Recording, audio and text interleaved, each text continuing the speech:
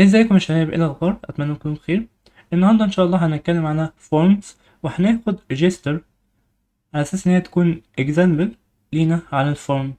وهناخد 3 انواع من الفورمز، وهي هتكون المانوال فورم سبمشن وفورم هيلبر والفورم كومبوننت. طيب تعال نبدا باول حاجه خالص، اللي هي كانت مانوال فورم سبمشن.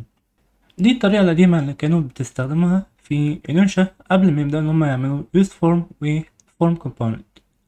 فتعالى نشوف اول حاجه كنا بنعمل ايه من اكشن. انا هنا بس عامل اكزامبل بسيط، يعني ما فيهوش حاجه غير ان هو فيه بس الريجستر فورم اللي هو النيم والايميل والباسورد والكونفيرم. فتعالى نشوف ان احنا ازاي نعمل import لاول حاجه هنعملها، هي reactive. عشان عاوزين نستخدم object بحيث ان هو يكون فيه النيم والايميل والباسورد، بحيث ان نحطها binding مع الانبوت. فطبعا بنضيف لكل input field اللي هو v model، بعد كده بنربطها بالform دوت name مثلا، او form دوت email form password وform confirmation password. بعد كده بقى نعمل php artisan serve، وهنا هنبدأ ان احنا نرن السيرفر خاص بفيت. وبعدين هنا نكمل نقول له احنا برضه عاوزين نضيف حاجة اسمها router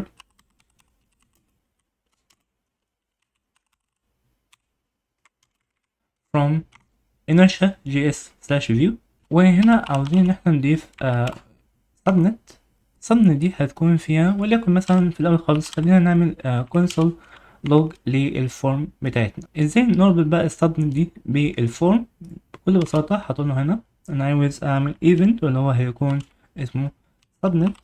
بعد كده تديله الميثود او الفانكشن اللي انت عملتها اللي هي اسمها subnet. وهنا في السبنت انت بتعمل حاجة مهمة جدا، ان انت تقول له dot prevent علشان يمنع ان هو يبقى في ريلود للصفحة كل ما تعمل subnet. وطبعا ما تنساش ان انت البوتن بتاعك يكون التايب بتاعه subnet، عشان ساعات انا بنساها ومش بيرضى اللي هو يشتغل خالص، فالموضوع بيكون مأساة الصراحة. بعد كده ان انت تبدأ تشتغل بسيلفر بالشكل ده. طبعا ريجستر هنا لازم تروح تعملها راوتنج، فانا هنا هستخدم inertia helper. انا هنا register اضيف له الاوس سلاش register. باي ذا واي انا حاططهم هنا في فولدر اسمه اوس تحت البيجز على طول. حاول ان انت ما تخرجش عن البيجز، لان هي البيجز دي هي الانتري بوينت بتاعتك اللي هي مكتوبه جوه الريزولف. بس كده تعال نعمل سيف. بعد كده هنا نروح نعمل ريجستر. هتلاقي فورم هنا، تعمل انسبكت element كده، نروح على فيو وانا هنا كتبت تيست. هتشوف كده في ال reactive form هتلاقي هنا في value اسمها test. تعالى كده نعمل test at example مثلا او at main، وهنا مثلا هيكون الباسورد من 1 ل8، وهنا برضه نفس الحوار. بعد كده نعمل send. هتلاقي ان هو جوه السبنت بدأ ان هو يبعت الداتا، ولكن هو بيعملها console log. تمام، كل حاجة معانا شغالة كويس جدا. هنبدأ بقى ان احنا نقول له بص يا سيدي، عندك حاجة اسمها راوتر. تمام، الراوتر ده بيعمل ايه؟ الراوتر ده اعتبره زيه زي سويتش او اكسيوس، بس مع حبة مميزات زيادة. بمعنى لو انت كده كتبت راوتر دوت، هتلاقي ان هو في كل الميثودز اللي انت ممكن تستخدمها في الكلاود اوبريشنز او في حاجات تانية كتير. زي مثلا عندك get method، وعندك batch، وعندك post، وعندك هنا pull، وعندك push، وعندك put، وعندك كمان هتلاقي هنا delete. طيب وبعدين انت بعد كده هتبقى عاوز تقول له انا عاوز اعمل post، عشان تعمل post request slash register، وهتبعت له هنا كمان الفورم داتا. طيب جميل، عشان بس نبقى عارفين هو register ده مش موجود already صح؟ هو موجود فين؟ موجود هنا كجيت ريكوست، بس هنا مش موجود كبوست ريكوست. فاحنا عاوزين بقى ان احنا نعمل حاجه اسمها اوث كنترولر. وانا جوه الاوث كنترولر هيبقى فيه public function register، هيكون فيها request، وبعد كده ممكن ان احنا نعمل ليها validation. اوكي، فهنا validated data redirect route. اعتقد ان احنا ممكن نعمله ريدايركت على الريجستر برضه زي ما هو. انا هنا بس عملت return back with success successful، مش عاوز تعمل with success حتى، دي مش مهم ان هي اصلا كده كده مش بتأثر معانا. فتعالى كده ان احنا نعمل تيست تاني. ميل وهنا باسورد من 1 ل 8، نعمل register. تعالى كده نروح على ال attributes. هتلاقي هنا مفيش errors صح كده، ولكن تخيل معايا كده بقى لو انت مثلا شلت الايميل. نعمل register. هتلاقي في ال attributes في حاجة اسمها error، وهنا هيقول لك ايه errors email the email field is required. تمام. طب انت ممكن تعمل accessing للاتريبيوت دي عندك. كل حكايه انت هنا هتروح على راوتر جنب منه كده، تقول له ايه انا عايز اخد use page من inertia جي اس view. بعد كده هنا مثلا هعمل div وهقول له انا عايز use page dot props واعمل save.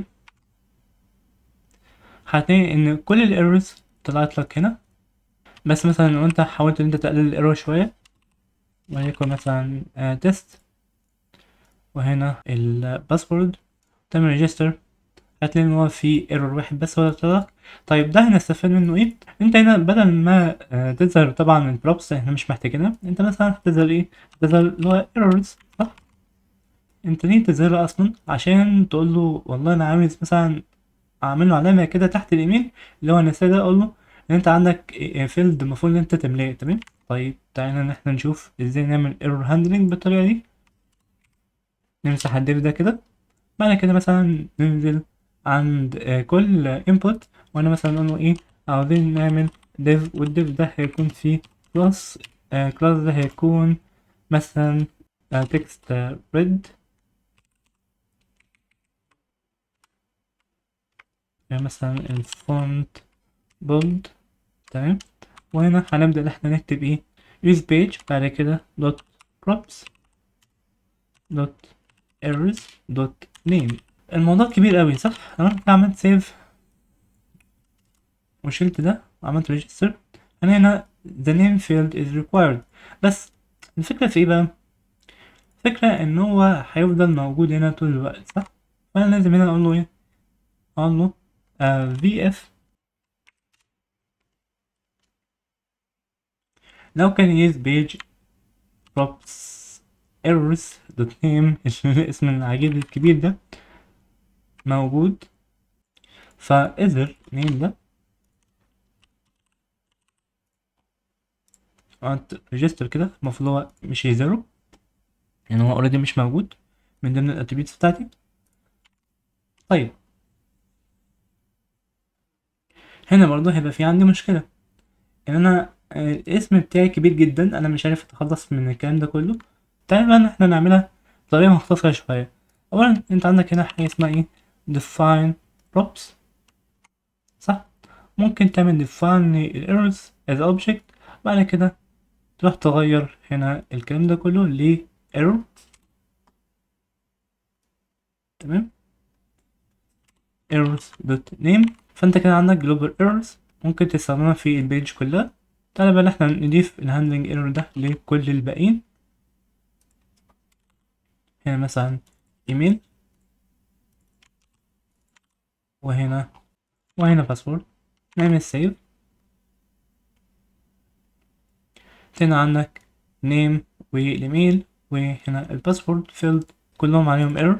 طبعا انت لو بدأت ان انت تملاهم كلهم صح، هو هنا مش هيحصل عليهم اي ايرور.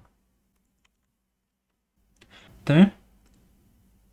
ان شاء الله المرة الجاية هنتكلم على بقية الانواع. وبس كده، سلام.